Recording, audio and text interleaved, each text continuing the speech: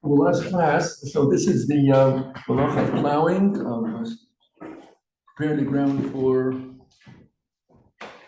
planting, and that would include also straightening out the ground.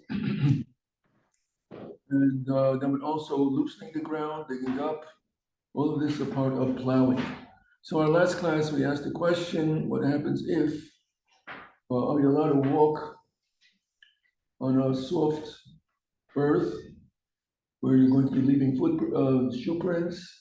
Also, some of the shoes have something written on them. On the bottom, are you allowed to walk with such shoes? Also, what do you do with people who have heels that are going to make holes in the earth as you're walking? So what's the answer to all of this? I think you're allowed to. Okay. What do you say? You're allowed. Okay, and Allison? Yes. And Lee? Well, I'm good enough to read. I'm joking. I'm gonna read and then I'll tell you. Okay, but it's not there. So, Oh, it's not so there. what would be the reason why you are allowed? Because I think, because you're putting like we discussed, when you put the pressure on the ground, like you're not loosening it, you're not improving it, like so that you can plant something there. So you are compressing one. Yeah.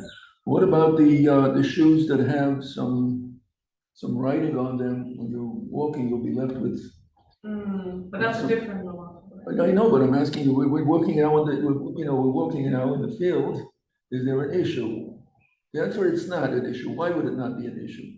Because it's not. So first of all, so your intention is to walk, and those are your shoes. So when it comes to riding in particular, it has to be intentional, and it has to be something that is on a surface that's lasting. And if it's done in a usual way. So if it is missing one of these things, then it's not a Torah prohibition. Question is, it is rabbinic, and the question is, do the rabbis also put their prohibition in such a situation?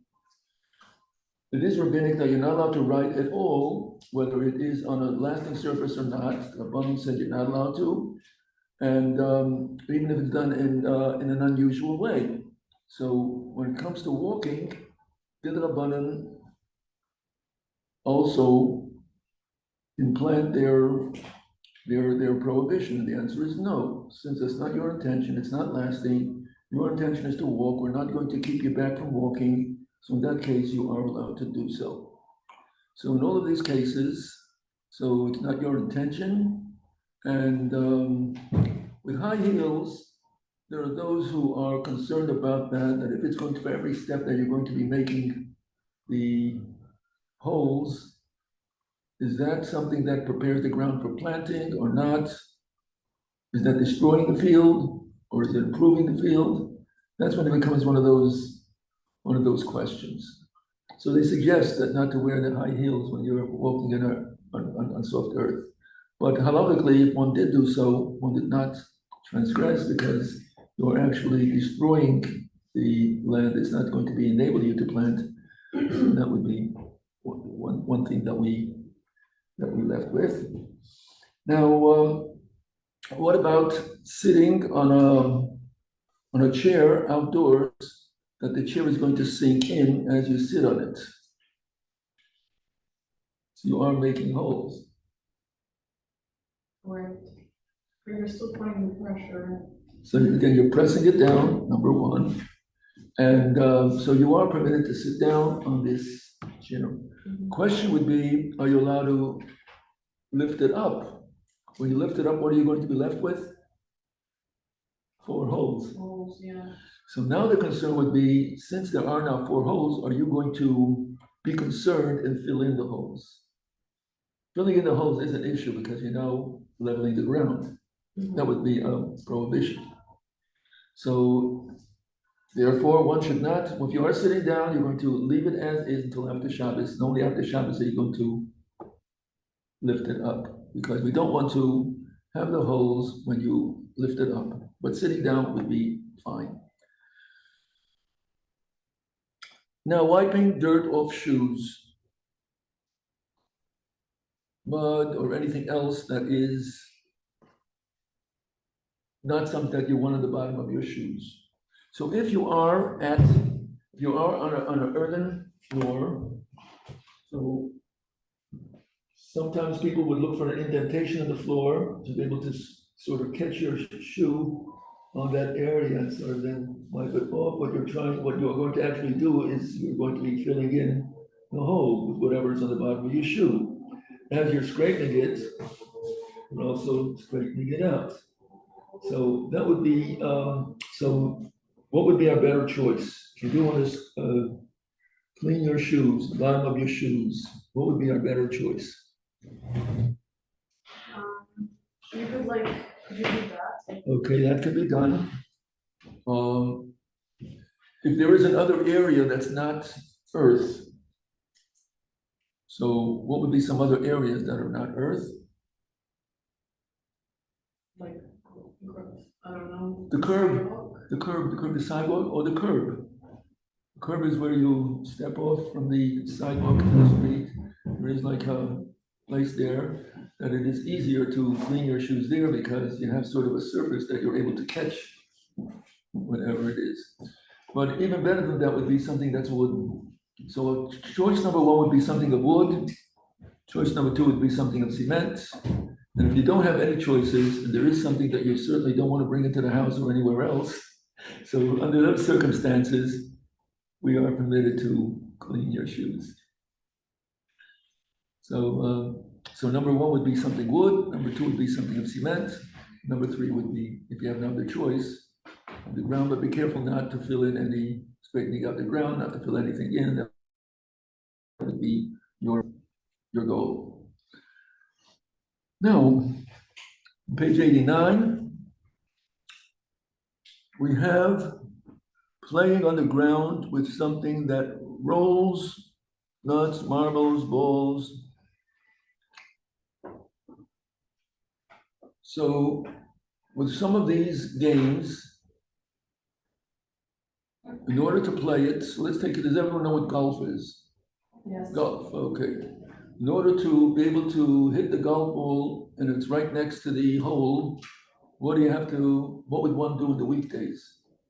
You know, the ball is next to the hole, you want to put it in, so what would you do? If you want to put the ball in the hole. Yeah, you want to put it in. You want to put the ball in the hole? Yeah, in the weekdays, but you have now it's on the ground. Oh, you put You have the the hole, you have the ball that's rolling, you want to get it into the hole. So what will you make sure? That there's nothing in front of it. To be flat, you want to make sure that it's flat. So when you're going to be hitting the ball, it's going to roll right in without hitting a pebble that's going to move it to somewhere else. Or if it's going to be indentation, it's not going to get there. You want to make sure that it's going to be smooth and flat and clean without anything there. And doing all of these things is forbidden on Shabbos. Wait, so could you repeat what I'm saying, what's the problem when you are trying to get the golf ball into the hole in the weekdays? What would you do to make sure that it goes in straight without going anywhere else? You'd make sure that everything is smooth and flat and clean. Yeah. If you do that on Shabbos, making the earth smooth, flat, and clean, you're preparing the ground, and that's a prohibition plowing. So therefore, any of these games that you would clear the surface before you play the game, you don't want it to be in any way distracting the ball going to where you want it to go. So then playing on the ground with such a game is forbidden on Shabbos because we are concerned you might straighten out the ground. So that would include what are some of the games that you do need a flat surface. Anything that the ball comes in contact with the earth, you want it to be flat and clean. So the same would also be with basketball, there's going to be a rock and the ball is going to go on it. It's not going to, you're bouncing it. You want it to be on a flat surface. Same would also be with soccer.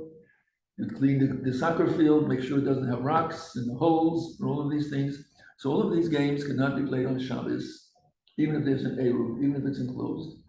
So even if there's a wall around it, there's a fence around it, there's a yard. Even if it's on cement? So now when it comes to cement, that is the question.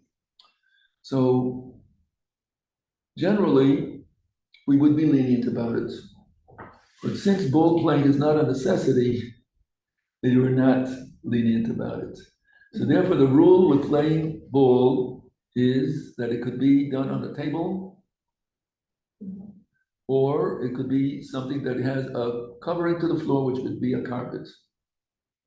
So you could roll the ball on a carpet. You could you could have a game that's on the table, which would be called ping pong, table tennis. These are played on tables. So you can play. So that could be played. Is that the way you should spend Shabbos? That's a different issue. That's another issue. Is it in the spirit of Shabbos? That's something else. That's another issue completely. It's not the spirit of Shabbos. We're speaking about small children. Should we stop them from doing it? So again, if they're playing on the table, on a carpet, you don't stop them from doing it.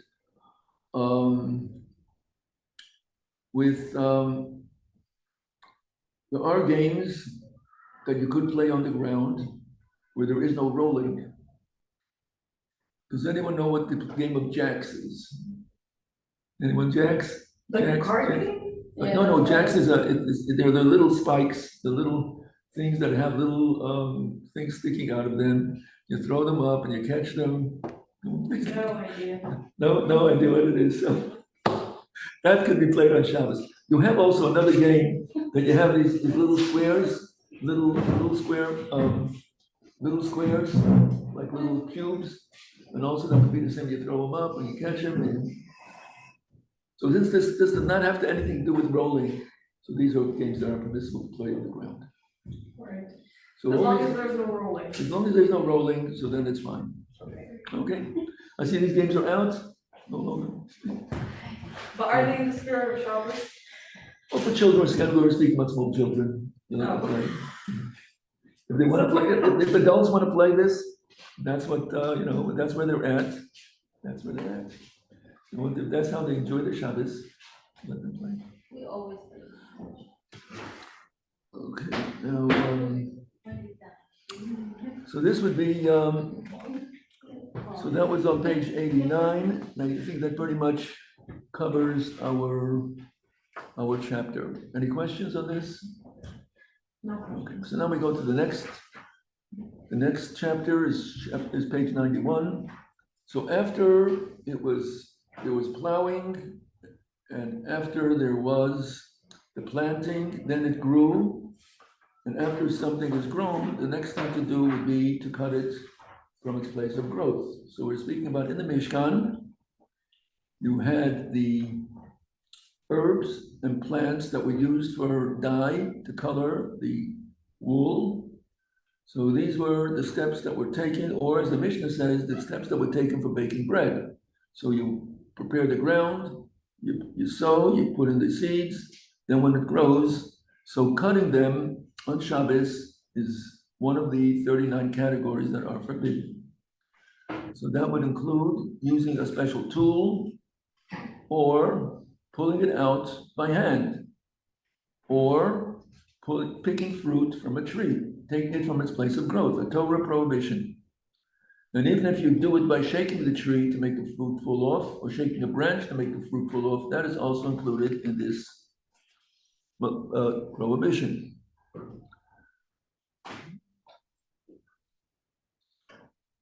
When speaking about, on page 92, we had that a flower pot that has holes in it, and it's on the ground, that it is as if it is attached to the ground, and if it's growing from the ground as well.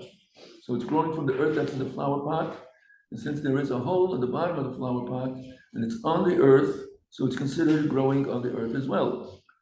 lifting it up and taking it away from over the earth, that would be the malacha of reaping, of taking away something from its place of growth. So that would also include a flower pot that has a hole in it.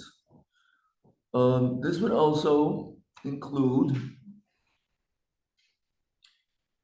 you have something that is on, when the rocks that are moist, there grows on it moss.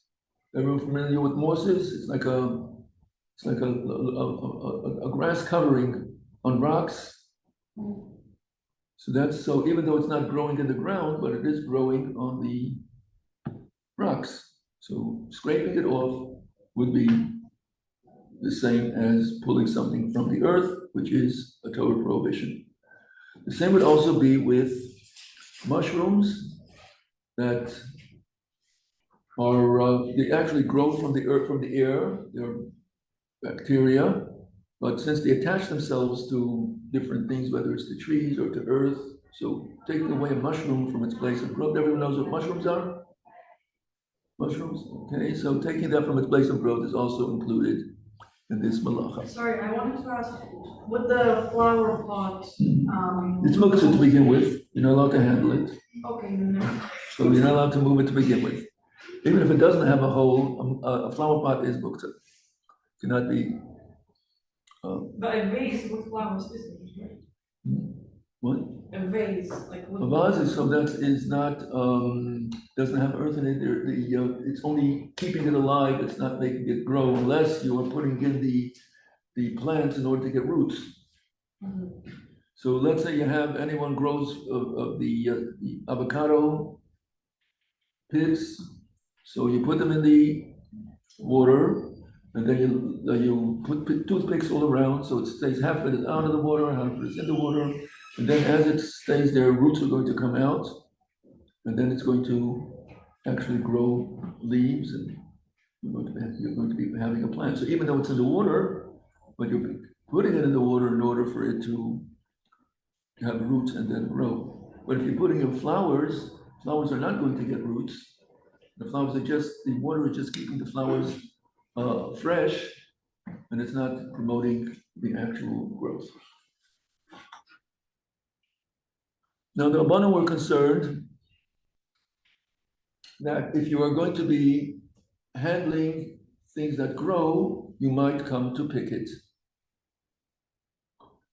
And the same would also be concerned that if you are going to be with things that are growing,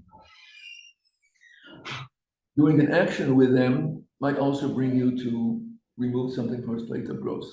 So therefore, climbing a tree on Shabbos, what is our concern? What are we concerned about on a tree? You're going to pull off the leaves, or if it's a fruit tree, you're going to pick the fruits, the breaking of branches, all of this. So therefore, there is a prohibition of making use of a tree. At all? So we're going to speak about that. You know, what are the conditions that would make it permissible? So, and the same would also be with smelling fruit that are usually eaten, smelling them while they are attached to the tree. The Rabbanan also made a prohibition, because if they smell very delicious, you might forget it's Shabbos and pluck it off. However, when it comes to flowers that are attached to that are growing flowers that are in the earth, are you allowed to smell them? You're going to botanical gardens on Shabbos for your nice Shabbos walk. Are you allowed to smell the flowers? And the answer is Yes. yes, because we don't assume that that you're smelling the flowers in order to pick them. If you go to botanical gardens and you pick a flower, someone's going to pop up from behind a tree and start screaming at you. So, so you could smell the flowers. Again, there's a bracha to be said when you're going to smell something with a fragrance that's natural. There is a bracha that goes along with it. The general bracha is Baye Minei Bis Mim. So that's the general bracha. So if you don't know that, would just like making a shahako that covers all the foods. So Baye Minei Psamim is the genetic, the general bracha for all things that have a fragrance. And then there are particular brachas for things that have a hard stem, which is atzei psamim.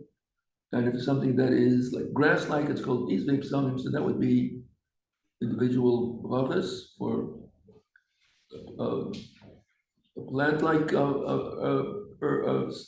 fragrance, and then there's also a special bracha that you make if you're particularly just having pleasure from smelling the fruit. And you give a good fragrance in fruit. It would only be if you're smelling it because you want to have the pleasure of the scent. If you're smelling it to see if it's ripe, then you don't make a bracha. If you're eating it, and while you're eating it, you're also having the fragrance, you don't make a bracha. It's only particularly you designate your, just to have the, to smell the fruit, so you make a special bracha for the smelling of fruit. But that's a separate topic. Okay, now,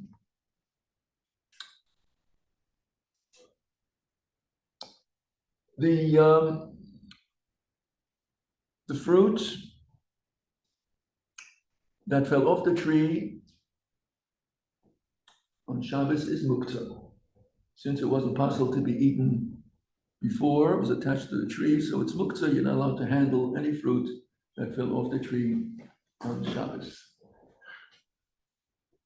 Now, on page 93, so what is the definition of muktzah? Muktzah means something that was designated for a use that is not permissible on Shabbos. So what are you not allowed to do with muktzah? You're not allowed to handle it. You're not allowed to make it move. To touch muktzah would not be a prohibition. So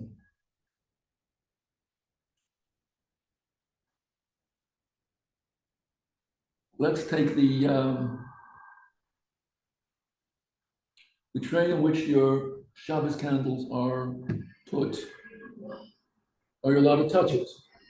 Yes. If you're not going to make it move. If it's on something that's shaky, by moving, by touching it, it's going to wobble, then you're not allowed to. But if it's solid, you're allowed to touch it. The same would also be when you have your stove top. Your stove is something that is used for a forbidden activity, which is cooking, having a fire. Are you allowed to touch the stove? And the answer is, as long as you don't make it shake. So if it's stable, when you put your hand on it, it's not going to move, then you're allowed to touch it. Are you allowed to touch a tree? So what's the answer? A tree is muktzah. Because you're not allowed to climb a tree, you're not allowed to have a benefit, you're not allowed to make use of the tree under certain circumstances. So the tree is muktzah. Are you allowed to touch the tree? If it doesn't move. In other words, if it's a strong tree and it's not going to move by your touching it. If it's a young plant, a young tree, by touching it, it's going to shake around and you're not allowed to touch it. Now, the Rabbanan said not to make use of a tree, and that would be that you're not allowed to climb the tree, and you're also not allowed to put your full weight on the tree. What would be an example of putting your full weight on the tree when you're not climbing it? Leaning against the tree. What's considered full weight on the tree? What would be the test to see if you're putting your full weight or not? How can you test to see if you're putting your full weight on? By what would happen if the tree was not there? Would you fall down? So if the answer is yes, that means you put your full weight on the tree. If the answer is no, then you're allowed to make use of the tree. So therefore, when you have a garden, you want to sit on the grass and read a sefer outside, are you allowed to lean against the tree completely? The tree is going to support you, and you're going to use that as to keep your back comfortable. Are you allowed to do that at Shabbos? The answer is no. If you're putting on your full weight on the tree, that if you were to take away the tree, you would fall down. Then the tree is carrying you, and you're not allowed to be carried by a tree on Shabbos. Even if it's not moving? Even if it's not moving. But what if you're sitting down and you lean like, you're So not gonna fall down. So it matters how much weight you're putting on the tree. If you're just putting it, Right. so in other words, I'm sitting now on this chair. If I were to do the same thing with the tree, it would be permissible because I'm not leaning back. So this way, I'm putting my full weight on the back of the chair. If the back of the chair would pull down, now I would fall over. But the way I'm sitting now, is I'm just putting it just as a support, but I'm not putting my weight on it. I would be able to do the same with the tree.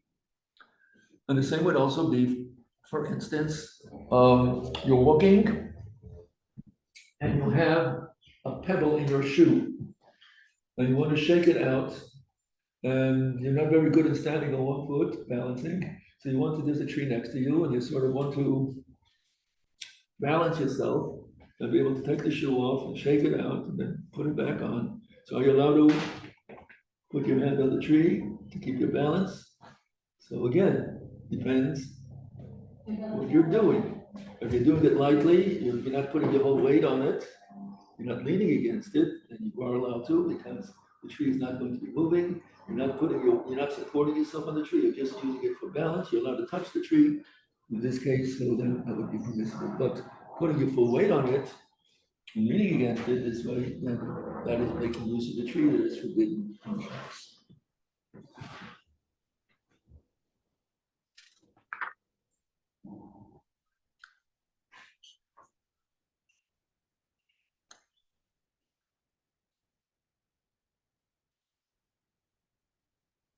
Now, the Rabbanan were pretty strict about this, making use of a tree. And even if it's once removed, you're not allowed to have a benefit from it. You're not allowed to make the use of it. So an example would be, what happened if there's a ladder leaning against the tree? So now the ladder is putting its full, whoever's going to be climbing the ladder is going to be putting their full weight on the ladder, and the tree is going to be holding up the ladder. So you are having a direct benefit from the tree that's holding up the ladder. So even though it's one removed, you're not allowed to make use of this ladder on Shabbos. You're not allowed to climb this ladder on Shabbos because you're making use of the tree. The same would also be, making use of the tree would be, are you allowed to put your jacket on top of a branch? Does it also? It's a strong branch, it's not gonna move. Are you allowed to put your jacket on it? So you're making direct use of the tree, so you cannot allow to. So you can't put your jacket on the tree. What happens if there is a basket that's on the branch? Are you allowed to, and there's something in the basket, are you allowed to take something out of the basket, put something into the basket when it is on the branch? The basket is on the branch, and you want to put something in the basket or take something out of the basket. Are you allowed to do it on Shabbos? No. No, because it's the same as the ladder. The ladder is against the tree, the basket is on the branch, so something that's one removed from the tree is also the same as the tree. It's an extension to the tree. So now the basket is an extension to the tree. You're not allowed to make use of the tree. You can't make a use of its extension. The ladder is against the tree. The ladder is an extension of the tree. So using the ladder is the same as using the tree. Using the basket is using the same as the tree because that's an extension to the tree. If it's two removed, then it's fine. So what would be an example of two removed? So What about if there's an already existing like swing? there we go. What do we do with our swing? Can you use a swing on Shabbos? And now the question is, first of all, how is the string attached to the tree? So firstly, it's also going to be a very strong branch that you're not going to be shaking the branch. Number two is you put in hooks on the branch. That's once removed, right? So we cannot put the swing onto these hooks on Shabbos. But if before Shabbos, you have the hooks, and now you attach the swing to the hooks. So the swing is twice removed. So now, can you use the swing? Yes. You could not use the swing if the swing is tied onto the branch itself, because then the swing is only once removed, it's an extension to the branch. But since there are hooks, and there's a swing on the hooks, so then you put on the swing on the hooks before Shabbos, because you can't put anything on the hooks because you are making use of the tree. That is an extension to the tree. But if the hooks are there before Shabbos, the swing is on before Shabbos, so then you're allowed to make use of you're allowed to have. Then you want what? A hammock.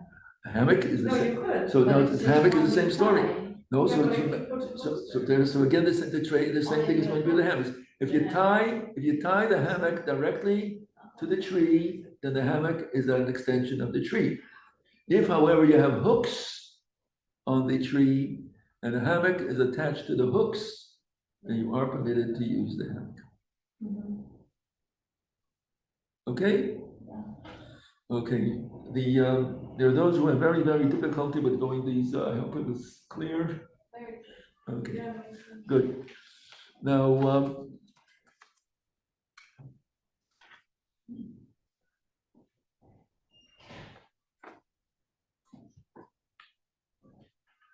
something. Oh.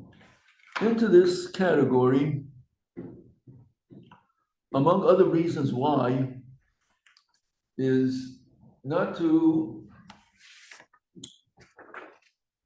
make use of animals on Shabbos. So then the animal becomes muktzah. Does anyone have any pets? All animals? Was there any pets? Wait, What do you what? have? We have a cat. A cat, okay. Anyone with animals? Anyone with animals? Yeah, What? yeah. What? What? What animal do you have? Oh, dog. A dog, okay. What could it be? Okay, no, could be a cat. Oh, Could be a gerbil, could be a, Fish. a fish, Could be a horse. Oh, you parrot, can put your feet there. a parakeet, parrot, Oh, a talking parrot. People being So, whatever. so all of these, so we're going to be learning of what could and can be done with the animals on Shabbos. If they are your animals for which you are responsible, then you are permitted to feed them. If it's an animal that is not yours, then you're not allowed to feed them on Shabbos, unless it's a dog, because a dog does not fend for itself. But the feeding squirrels on Shabbos, feeding birds on Shabbos, and you're actually going to put out the food for them on Shabbos, that cannot be done. The same thing would also be Shabbos and Yom Tov is the same. If it's not yours, there are those who go to Tashlach when you go for a Rosh Hashanah, and some people have it goes to a pond or a lake that has fish in it. Some people would put their breadcrumbs into the water. You're not allowed to do that on Shabbos and Yom Tov because the fish are not your responsibility to feed unless they are in your aquarium in your house. Then you have to take care of your fish or any other pet that you have that is depending on you. The same would be also be people who have the farm, the chickens, the cows, whatever it is, that they have to make sure that these animals are the same thing would be Yom Tov as well. So there would be Shabbos and Yom Tov would be also they have to make the special provisions to be able to feed their animals. So you can only feed them, your pets. That's correct. So now now can you walk your dog on Shabbos? Can you walk your dog on Shabbos? No. Well, Well, so how do you do it? So if there's an Eruv, so what's our question about walking the dog on Shabbos? What would be the issue? Carrying. Yeah. What do you carry? The leash, okay. Our concerns about And the dog. And the dog, okay, both. Yeah, because I Okay. heard the animals are muktzah. And the muktzah, right. But the dog has to be walked. Right. Yeah. And just like you have to feed the dog, you also have to walk the dog. So what do we do about walking the dog on Shabbos? You have now, so the issue would be that you're carrying the leash. But who is on the other side of the leash helping you carry? The dog. So the dog, so you and the dog are both now carrying the leash. Oh, that's so cute. So now what you have is that you have certain provisions of how you do it. Wait, sorry, that's without an Eruv? Without an Eruv, yes. Without an Eruv. So now we're going to walk our dog on Shabbos without an eruv. So if you So, put, question, that's crazy. So if you put a little kid on now, a could, leash.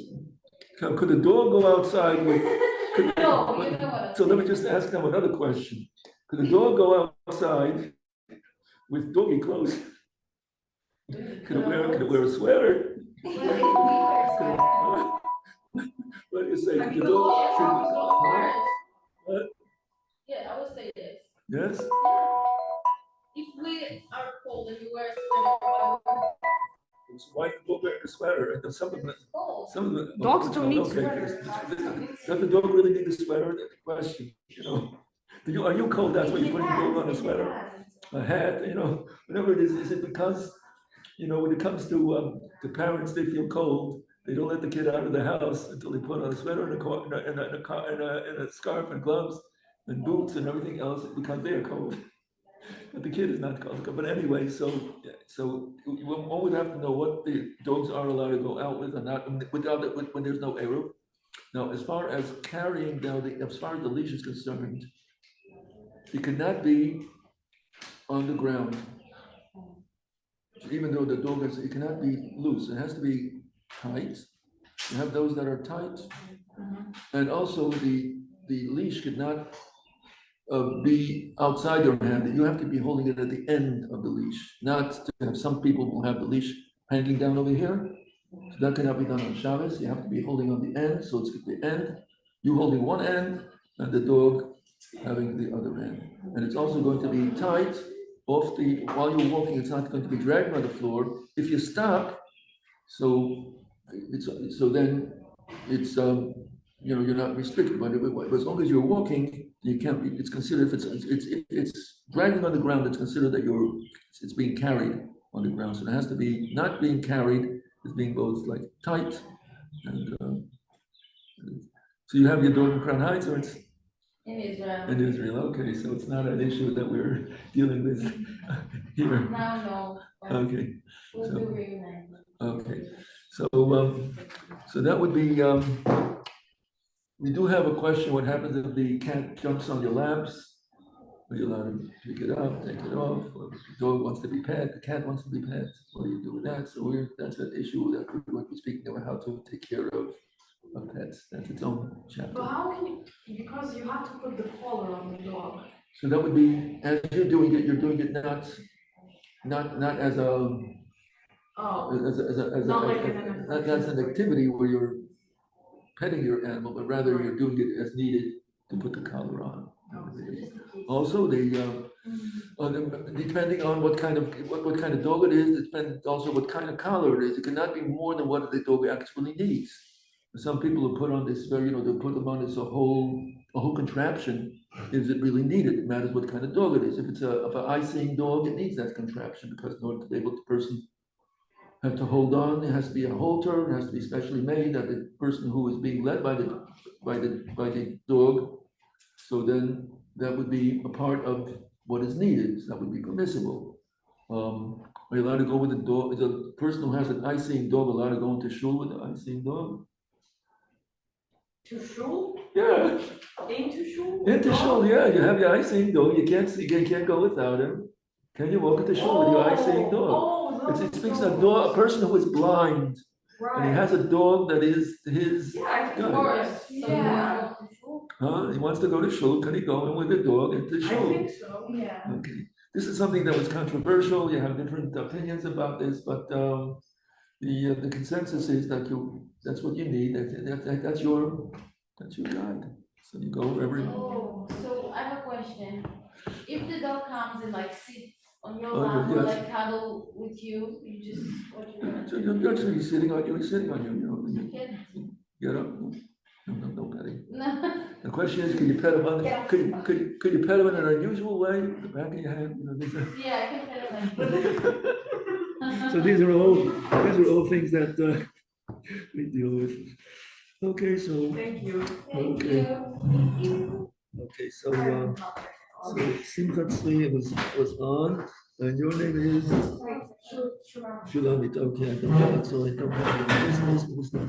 Oh, yes, I think the next page maybe, I printed out. Oh, Did I do that? oh, very